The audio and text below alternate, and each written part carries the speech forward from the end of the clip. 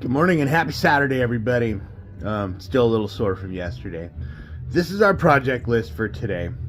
Yeah, we're not going to worry about some one-to-ones. We have some other stuff going on.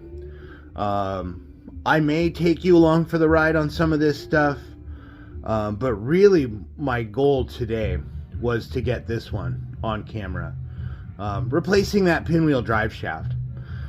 I think that probably is gonna be a little more important to share with everybody how to do that, rather than triaging some of these other I don't want to say willy-nilly or nonsensical things, because they're important too, right? But I think we have the highest potential here for this jack shaft. I know that at least one person has asked me how to do it. Now you're upside down, that's okay.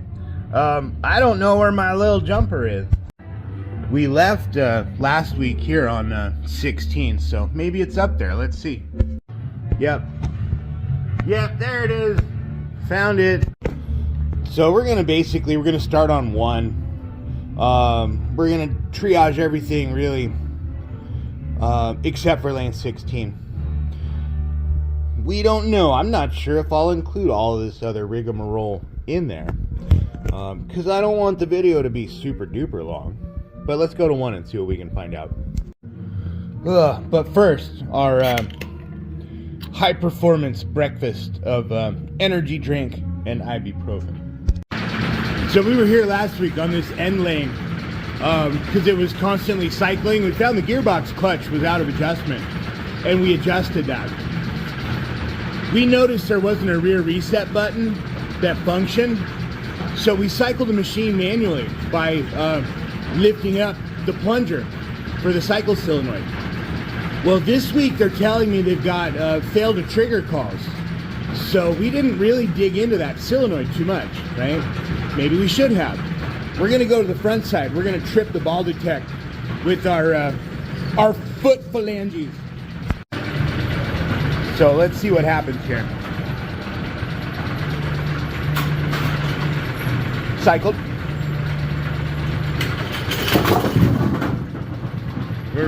We're waiting for pins. So we're gonna do this a few times, over and over and over again. Let's see if we can get something to fail.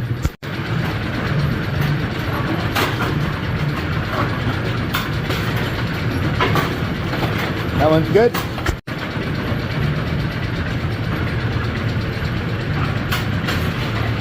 That looks good. So we've been at it probably 10, 15 cycles. Everything looks good. But let's go look at our solenoid adjustment up top. So another way that we can cause the machine to cycle is through tripping our rake latch here. So we can open the latch and watch the solenoid. You have made a liar out of me. Our rake drop switch in there does not function. It's gone. The lever is gone. Great. What an interesting new development. If we trip the clutch physically, manually right there.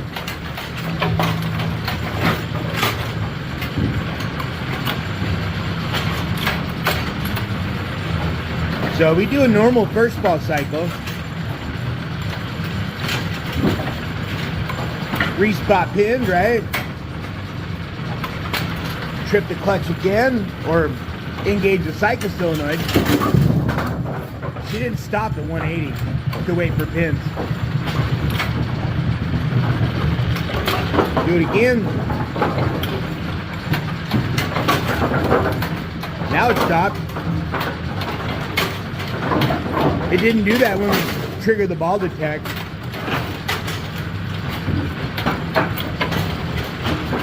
That's odd because it's the same process. Whether you trigger it through your ball detect in your scoring system or you come here and manually actuate it, you're still physically tripping the clutch. So why do we not wait for pins on an empty deck? Here. Oh, it did it that time.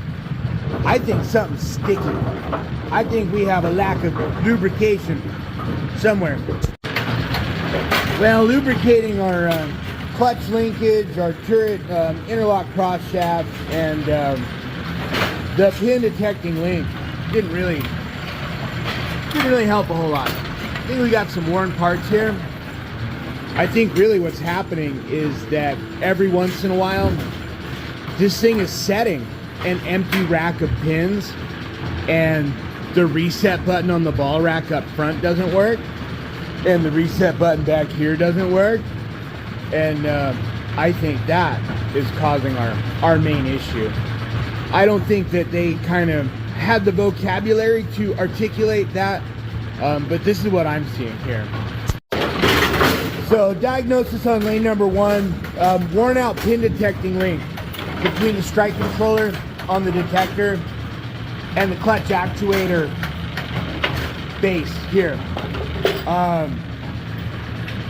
It's worn. It's like can't quite get out of its way every once in a while to let the machine stop at 180. It's been about 15 minutes since we lubricated our related parts, and it seems to be functioning much better now. So I'm going to continue to look at it, but at this point the thought process here is cycle linkage needs to be rebuilt. Let's see if we can, we're going to go upside down for just a sec. Don't worry about it. What we're looking at here, the relationship of our 180 release, our pin detecting link down here, and our actuator link here. It's getting hung up on this shoulder right here just a little bit. I know it's dark, I apologize. That link between the pin detecting link between the strike controller and this actuator, the pin, the X pin or spring or the tubing or something, we've got wear and tear in there.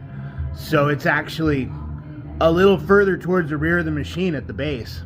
And every once in a while, it can't get the roller off of this shoulder, just a hair.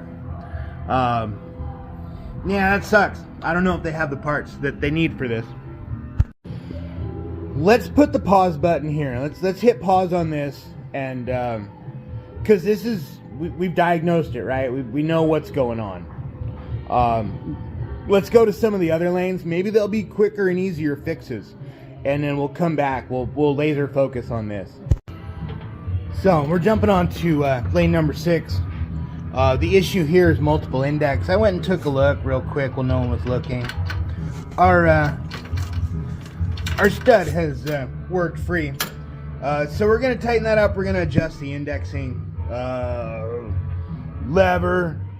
Sorry, words. And that should take care of everything.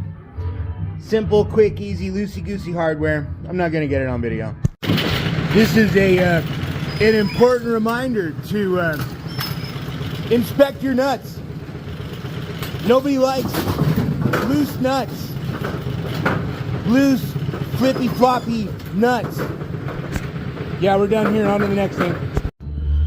So 6, that was a quick and easy one. I'm grateful for that. We're gonna jump on to 13 next.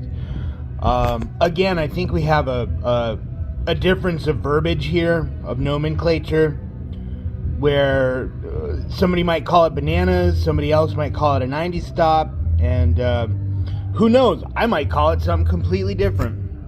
But let's go to 13. Let's see what we're working with. So 13 was not super complicated. We watched it cycle for a few minutes, but what we realized is that our shoulder for our clutch latch physically isn't allowed to move all the way forward. It's creating a bind. The bind is right here between the solenoid plunger and this urethane bell crank. Normally not a big deal, but in this case it's causing a bind. But let's zoom out, literally and figuratively.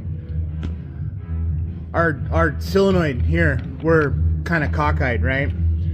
We're gonna take this plate, we're gonna square it back up. It's going to shift where our plunger sits. We're gonna make it sit more towards the front of the machine. We're gonna clear the bind simply by straightening the bend. So really what I'm gonna do, I'm gonna need two hands, but I'm just gonna grab it and Hulk twist it. So I lied. I had to twist it and we pitched it just ever so slightly. But now we have to readjust our cycle solenoid. Yeah, that's a no-go.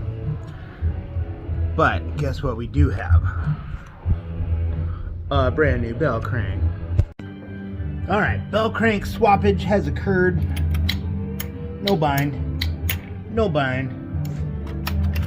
Good. Good, good, good. How about a not so dangerous bombed away? Bombed away! So someone had asked how you fashion a crude slide hammer out of a jack shaft. It's easy. Magnetic clutch pulley, some bearings here so you don't smash your fingers, and good heavy duty washer. I need two hands though, but yeah, you just grab it here, slide it here, and yank.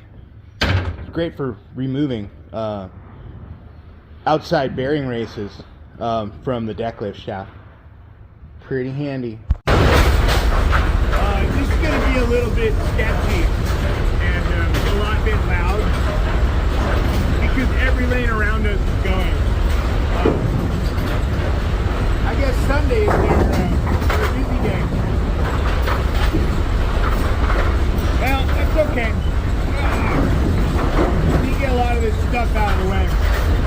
We'll be careful. We'll keep our elbows tucked in securely. So let's continue to remove some of our springs. We're going to need to unplug our magnetic clutch right behind you. This shaft's got to come out.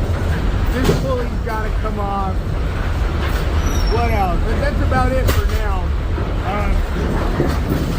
All of our business on that end, it's gone. Why do we have added tension on our pit wheel brake? That's not good. Oh my god. Gross. Wow. Ugh.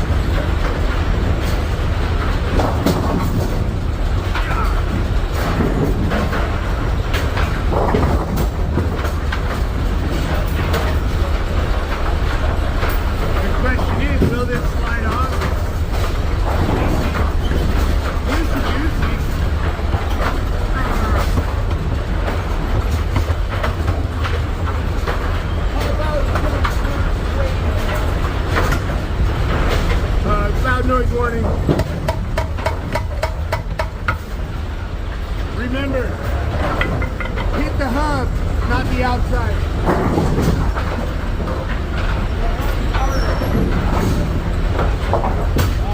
Keyway needs to come out.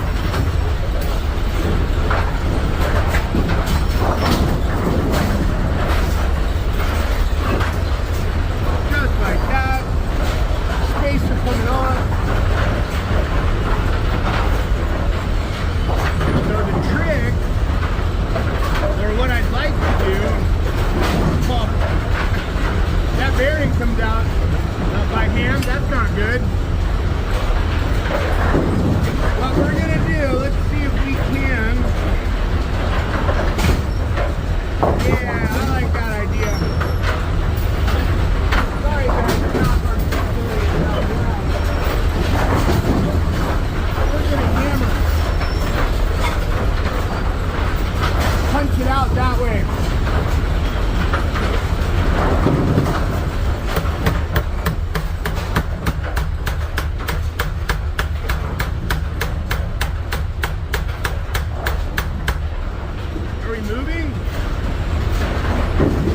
really?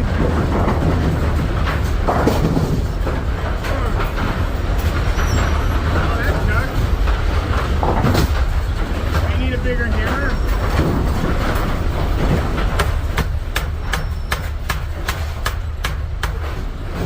Maybe. Can't tell that it's moving at all. Oh boy.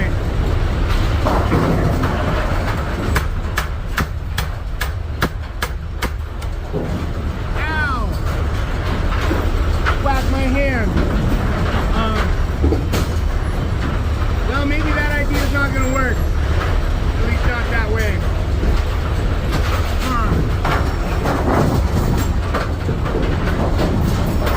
I need a reset on 35, a reset on 35.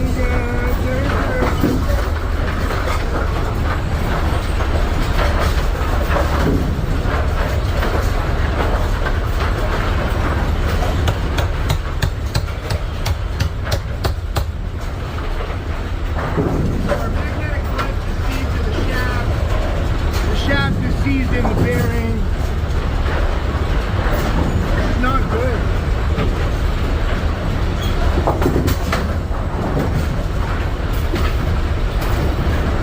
Not good.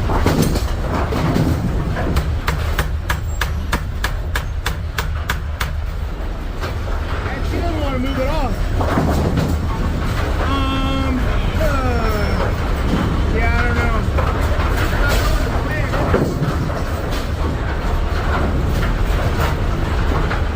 So the thought would be drive the shaft out, turn it, and take it out. But we can't get our shaft out of the bearing. Well, what now? Take our two bolts off.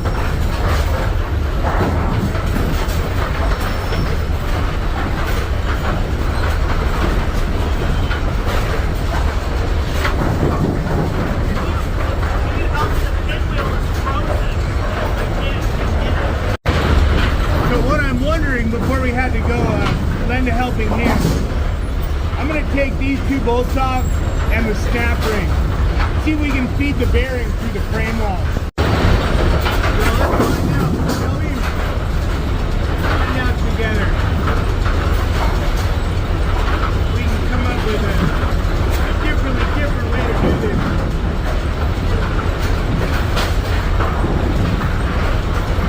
Snap ring's off.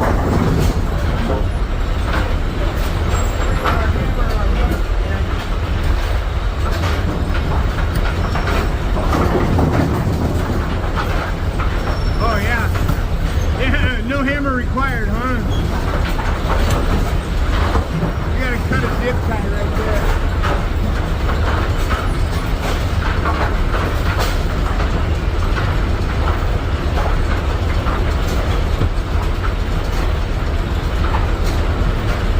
So those two retainer screws were the only thing holding that side in. Now, yeah, there you go. See? Got to do it in a different way. Now the question is going to be, will our magnetic clutch come off, or are we stuck here? I don't know yet. Our belt is in pretty bad shape too. We're going to change that out. We're going to take that strap off.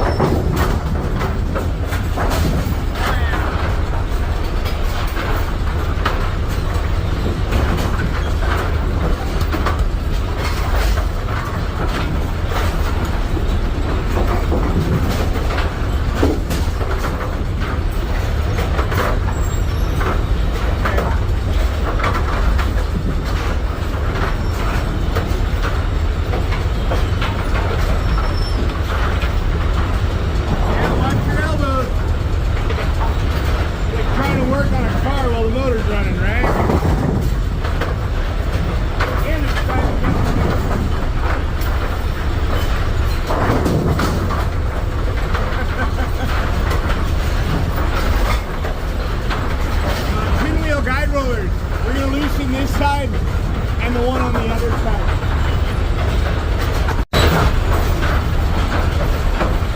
So loosen our U-bolt. Flip our guide roll around. You're not going to be able to see me do the other side, but trust me, this is exactly the same.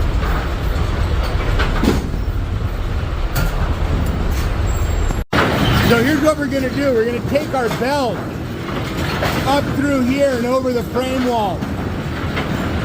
The next thing we need to do, we're going to remove these two bolts that hold the track and the support on.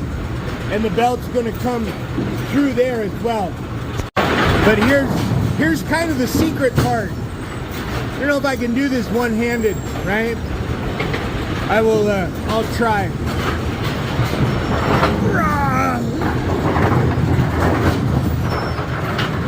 You lift it out and tip it back. Then you can get your belt out. So we're going to remove the belt from the beam of the pinwheel. Right? All the way around. Well, we'll get to that business in just a second. This belt right here is going to go up and over that corner. I will need 2 hands for that. It took a little bit of wrangling, you know, because we have pins in the pit still. But our pinwheel belt, did I mess up? No. It's going to go through. Dick rods and ball track. We have a helper spring here in our way. Get that out of there. Right through there, just like that. Right? The last thing is up and over that corner. I lied to you guys. It is not these 2 bolts. It's these 2. We're going up and over this corner. You go over the front side for ball wheel. We'll do rear side for pinwheel. Yeah, so this says classic products, V-bell, pinwheel, 198. C notes. What are these notes? Let's see if we can figure it out. So the notes on this aren't related to us. The notes on this belt are, if you're changing a Japanese machine to a modular pinwheel, do not use this belt. Good, we're good to go. Can you guys see here at the bottom of the frame? Do you see my little phalanges? We're going to be bringing our belt in through there. And then back in through the frame here.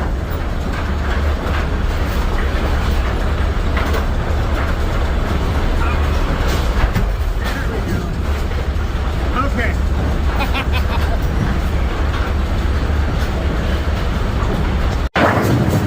So we need to go around. We went around our pin guide, right?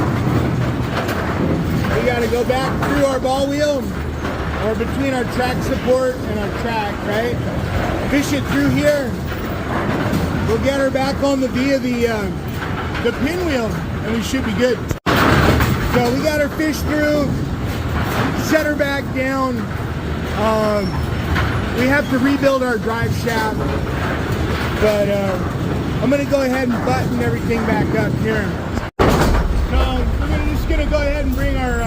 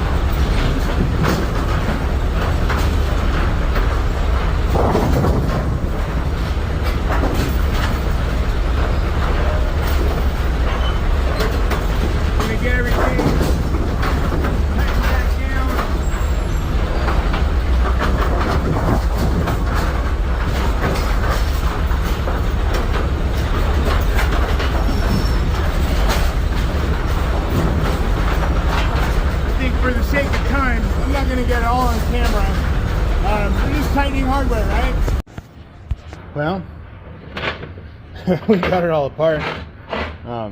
It took some finagling, but we can try and reuse these parts since we don't have new. Yeah, we had to file some boogers off. Looks like it got hit with a hammer at some point. But it fits. We're good. We need a keyway and new bearings. Well, it's been what feels like an eternity. But we have everything that we need. Then I can take so,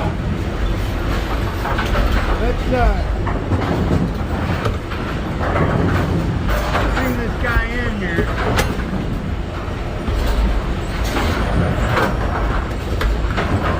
Pro tip, don't forget your belt.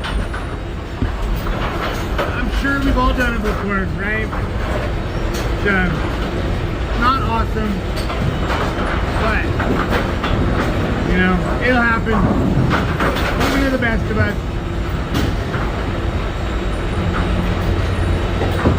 Let's take our bearing off here.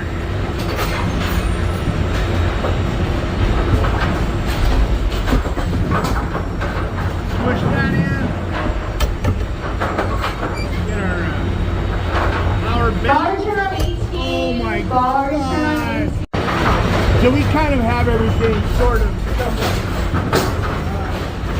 pre-positioned. We're going to bring our bearing retainers back on and tighten them down.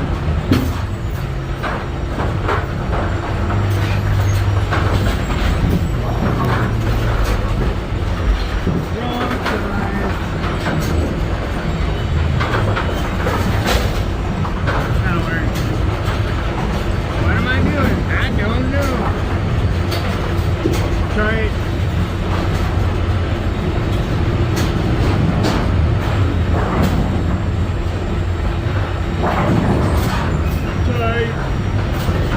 They make a special punch tool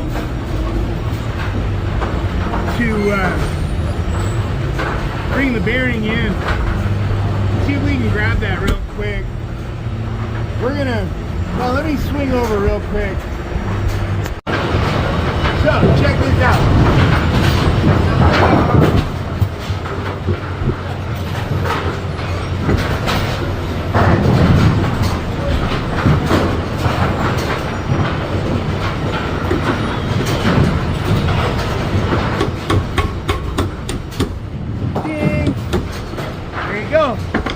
Just like that.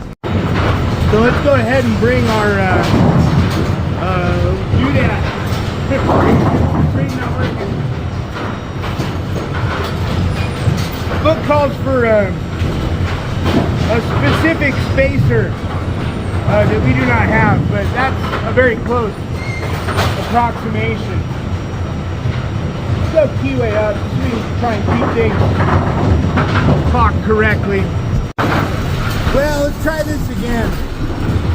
We had to go file some boogers out of the keyway.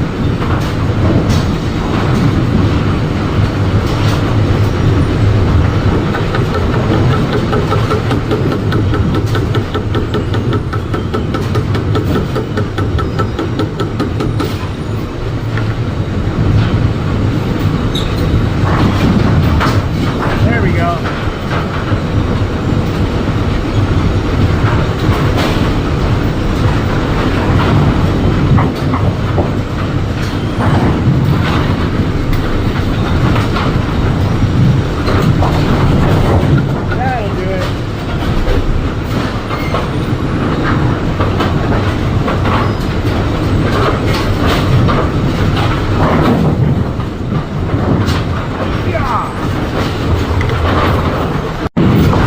So when no one was looking, I kind of got the belts routed on there as well.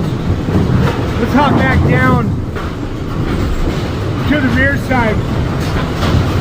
We need to get all of our components down there assembled. So let's start. We got a spacer. I need to find the keyway. I thought it was going to be in the pulley, but it's not. Or, pardon me.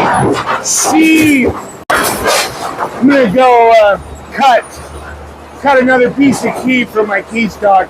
So let's measure it out. About that long.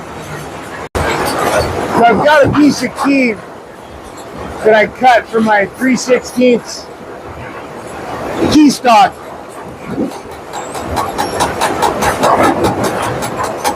Make sure to deburr it pretty well.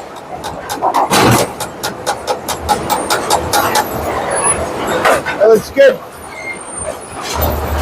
Bring our sheet back in.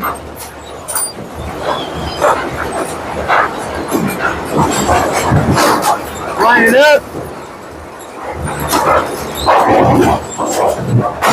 We don't have any, these washers are too thin. Let me see if I can find a heavy washer. That'll work, that'll work.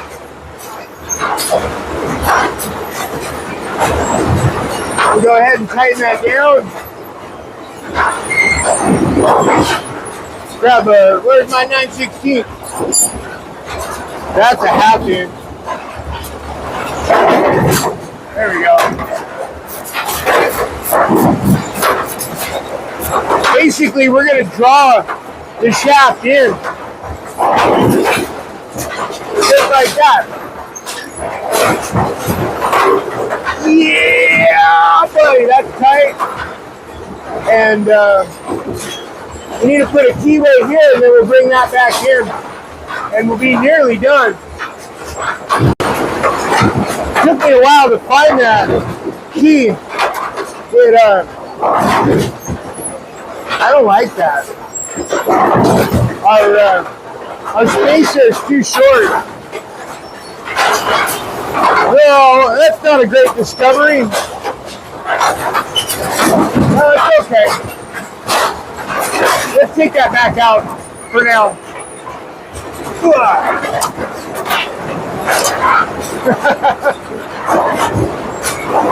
Well, sometimes we got to take a step backwards to go forward. This is one of those cases. But, anyways, I digress. Let's get our keyway installed. Well, I mean, you could probably see a little bit better with that dive sheet out of the way.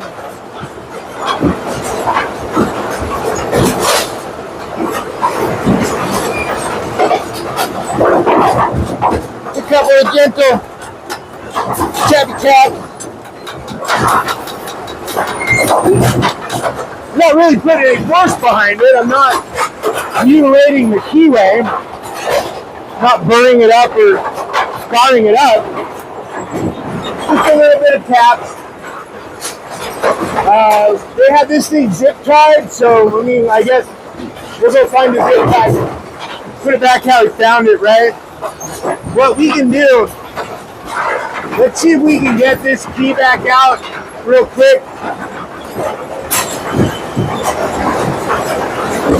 And we can find a flat washer to take up some of that space. Alright, we got interrupted there. We had a mysterious blackout call. I think I left the washer up here. Yep. I'm going to add that washer because I don't think they have new spacers. You know what? It's okay. It's not amazing, right? But what are you going to do? What did I do with the keyway? Oh, dang it. I know it's here. That's why sometimes I get kind of flustered when I get interrupted, like mid-project, mid-thought. because I don't remember exactly where I was at. And then I kind of have to start that particular thought process or action all over again. Yeah.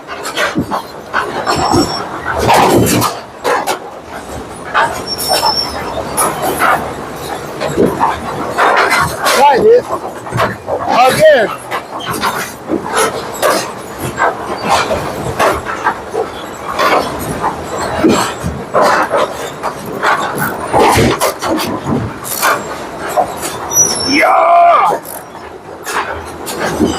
Yeah! Yeah, that's not going anywhere. Good, let's get our cross drive belt back on.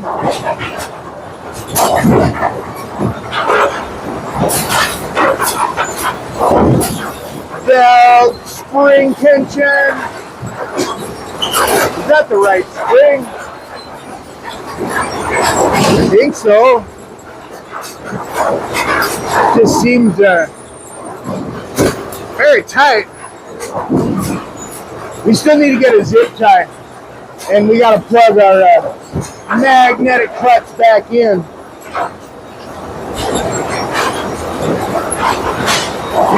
So, all right, we got a zip tie for that. Get our pinwheel brake spring on here. We have to have a spring here because we don't have there's no torsion spring up there. Why? I don't know.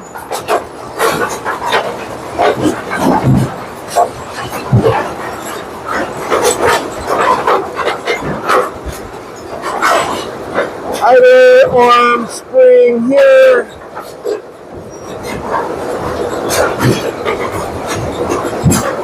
Okay. Well, let's not tension that just yet. We have to put our round belt back on. And I have it looped incorrectly here. There we go.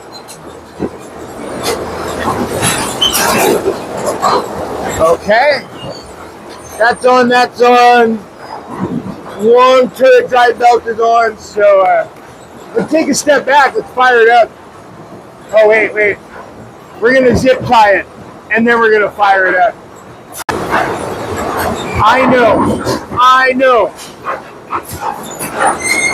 You can install a J-bolt right there and clamp around that strain relief. I know. I don't think they have any spare J-bolts to do that. So we're going to leave it how we found it with a zip tie on it. So for the moment we've all been waiting for, will it run? Yes, it will. How strong is that pull? Yeah, I can still stop it by hand, but that might just be because we're dealing with some used parts.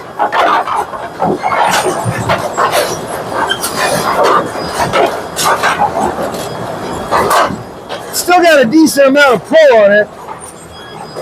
It's not going to rip my arm off, let's put it that way.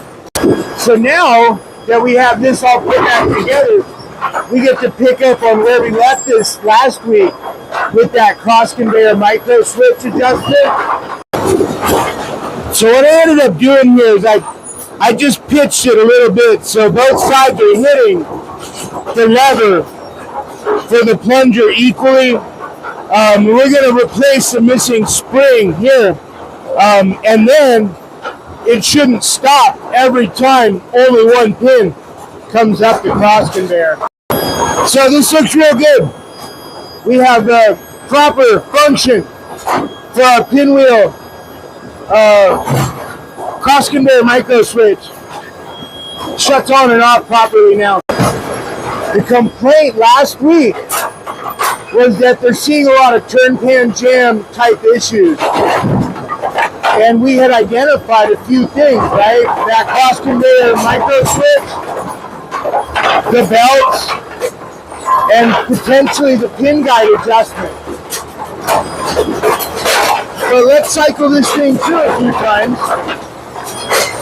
we're gonna do like that. Head, first pin base up, next pin head up. We're gonna try and touch the heads together. Not bad, not bad. Let's watch these pins as they come up. Oh, it's okay. Hold on. Yeah, this is looking good. Our pins aren't bumping into each other as they transition in. So I am going to adjust this turn bar. I'm going to swing it so the end of that sits a little further forward on the pan. And I'm going to give us a little more gap here. What we're going to do, we're going to take a set of vice grips, clamp it down to the tongue, and we're going to bend her up. Those vice grips are going to hit the ball wheel. And we're going to effectively bend the end of that tongue downward. That's going to give us more space right here. Like this. Turn pan cam, right? And then we're just going to shove. Push down. A little bit. Let's see how that looks. That looks better. Now, we're going to swing our pin guide, our homemade turn pan cam. We're going to pitch it a little more that way. Like that. Can you see how it's hitting further forward now? Let's try this. See what pin feed through here looks like now. Pretty smooth. Let's go a little wider.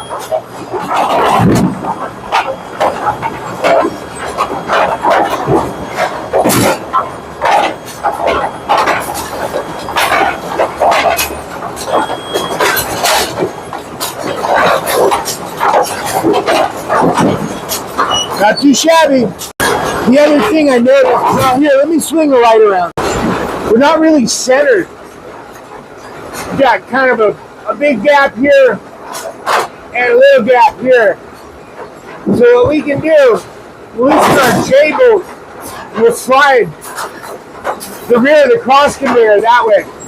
It's not really the rubber mallet song, but everything's a hammer, right? There you go.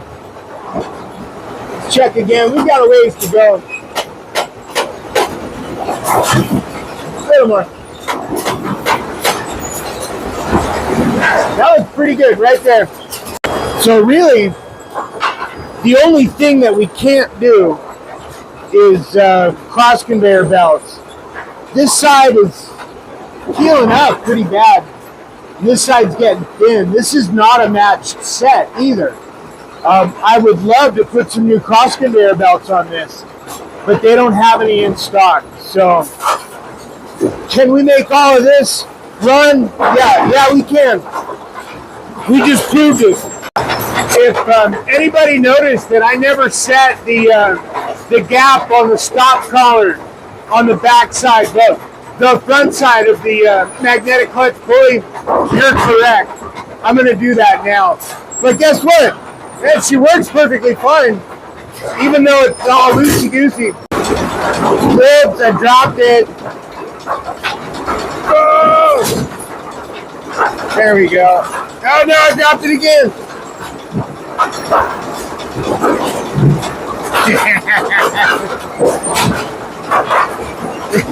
Ah! Yeah, that was like way down deep in there. So let's go take a look at 33. Deck holding hook. Something wrong there. So we're going to change this detector out. It's we have a problem with the selector in the controller here on the what is that? The B shaft. I don't remember. Maybe it's the A shaft. Either way. Yeah, it's not working right. It's a good thing I made him this nice and shiny spare unit. So I hopped down there. I was going to start taking things apart, and I noticed the jam nut on the threads for the top end of the detector rod were loose and it looked like maybe this thing had started unthreading. So we got that all tightened up. I'm gonna put our linkage back on and retest it to see if maybe it was just something that simple, right? Well, I guess that's another good lesson, learn the hard way, right? It's easy to overlook some of the little things sometimes. Something as simple as that jam nut on the top end of the detector rod coming loose. Yeah, she works fine now. We get first ball, second ball normally. We're good. So we got to get our X washers back in, and we can save this for another day. Maybe when we need it a little bit more. So let's watch it a little bit. First ball cycle.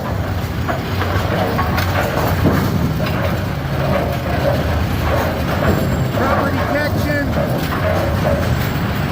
Second ball on the holding hook. And of course, in true fashion, we're about 3 pins short. So now we gotta wait.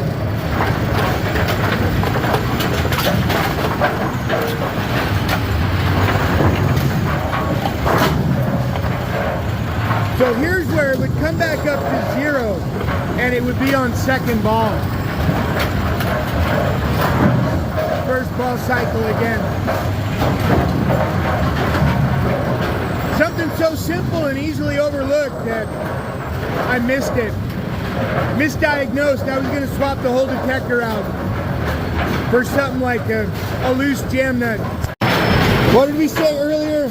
It's important to keep your nuts tight, right? You don't want loosey-goosey nuts flippy flopping all over the place.